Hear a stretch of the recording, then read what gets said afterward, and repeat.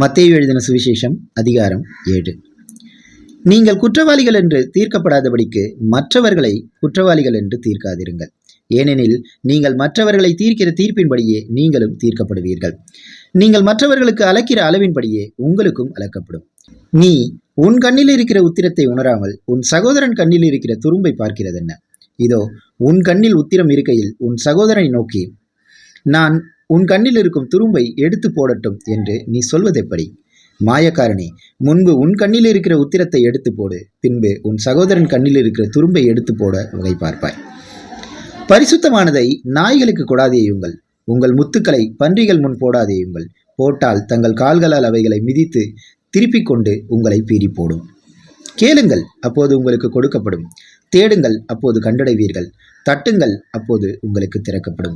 ஏனென்றால் கேட்கிற எவனும் பெற்றுக்கொள்கிறான், தேடுகிறவன் கண்டடைகிறான், தட்டுகிறவனுக்கு திறக்கப்படும். உங்களில் எந்த மனுஷனானாலும் தன்னிடத்தில் அப்பத்தை கேட்கிற தன் மகனுக்கு கல்லை கொடுப்பானா? மீனை கேட்டால் அவனுக்கு பாம்பை கொடுப்பானா? ஆகையால் பொல்லாதவர்களாகிய நீங்கள் உங்கள் பிள்ளைகளுக்கு நல்ல ஈவுகளை கொடுக்க அறிந்திருக்கும் பொழுது பரலோகத்தில் இருக்கிற உங்கள் பிதா தம்மிடத்தில் வேண்டிக் கொள்கிறவர்களுக்கு நன்மையானவைகளை கொடுப்பது அதிக நிச்சயம் அல்லவா? ஆதலால் மனுஷர் உங்களுக்கு எவைகளை செய்ய விரும்புகிறீர்களோ அவைகளை நீங்களும் அவர்களுக்கு செய்யுங்கள். இதுவே நியாய பிரமாணமும் தீர்க்க தரிசனங்களும். இடுக்கமான வாசல் வழியாய் உட்பிரவேசியுங்கள். கேட்டுக்கு போகிற வாசல் விரிவும் வழி விசாலவுமாய் இருக்கிறது, அதன் வழியாய் பிரவேசிக்கிறவர்கள் அநேகர்.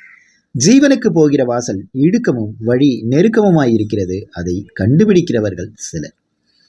கள்ள தீர்க்கதரிசிகளுக்கு எச்சரிக்கையாயிருங்கள். அவர்கள் ஆட்டுத்தோலை போர்த்து கொண்டு உங்களிடத்தில் வருவார்கள், உள்ளத்திலோ அவர்கள் பட்சிக்கிற ஓநாய்கள். அவர்களுடைய கனிகளினாலே அவர்களை அறிவீர்கள்.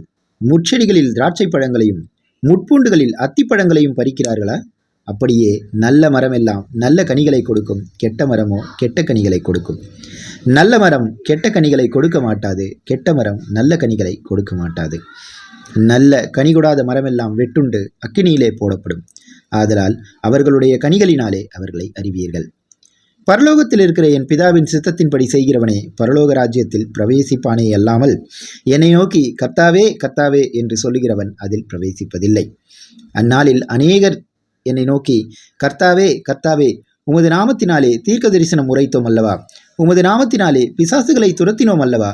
உமது நாமத்தினாலே அநேக அற்புதங்களை செய்தோம் அல்லவா என்பார்கள். அப்பொழுது நான் ஒரு காலம் உங்களை அறியவில்லை, அக்கிரம செய்கைக்காரரே, என்னை விட்டு அகன்று போங்கள் என்று அவர்களுக்கு சொல்லுவேன்.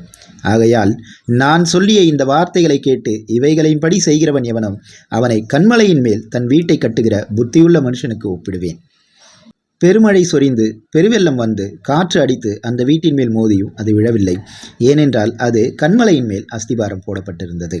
நான் சொல்லிய இந்த வார்த்தைகளை கேட்டு இவைகளின்படி செய்யாதிருக்கிறவன் எவனோ அவன் தன் வீட்டை மணலின் மேல் கட்டின புத்தி இல்லாத மனுஷனுக்கு ஒப்பிடப்படுவான். பெருமழை சொரிந்து பெருவெள்ளம் வந்து காற்று அடித்து அந்த வீட்டின் மேல் மோதின போது அது விழுந்து முழுவதும் அழிந்தது என்றார். இயேசு இந்த வார்த்தைகளை சொல்லி முடித்த போது அவர் வேதபாரகரை போல் போதியாமல் அதிகாரமுடையவராய் அவர்களுக்கு போதித்தபடியால் ஜனங்கள் அவருடைய போதகத்தை குறித்து ஆச்சரியப்பட்டார்கள்.